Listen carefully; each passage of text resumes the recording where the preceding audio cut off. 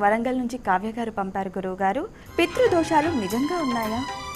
ఉంటాయి తల్లి.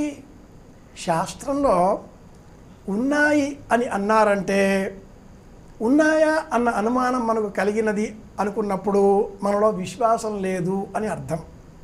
విశ్వాసం లేకపోతే తాడు కూడా పామే కరుస్తుంది.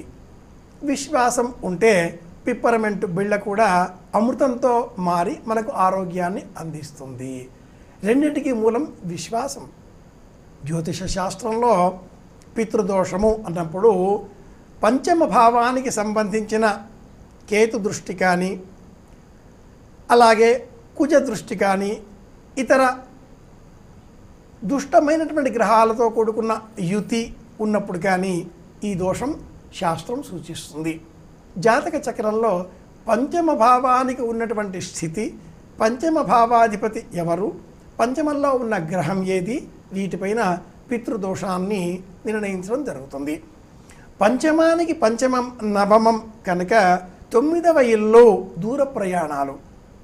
ఈ సంతానం దూర ప్రయాణాలలో సంచారం చేసి పంచమ భావం ద్వారా పుత్రభావంతో మనకు లభించబోతున్నది. ఈ సంతానం గతించిన పితరులే మళ్ళీ జన్మిస్తారు. కనుక ఈ పితృదోషం అన్నప్పుడు మన జాతకంలో ఉండేటటువంటి దోషాలు మనం చేసినవి అని మట్టుకు మర్చిపోకూడదు.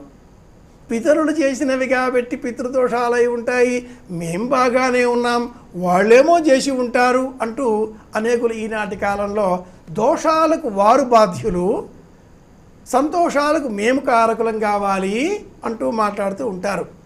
పుణ్యమైన పనులు చేయరు, పుణ్యఫలాలు కావాలి అంటారు.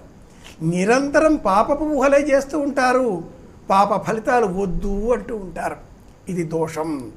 పితృదోషం అనేది ఏదైనా ఏర్పడినప్పుడు దానికి కారణం మనం చేసిన కర్మ.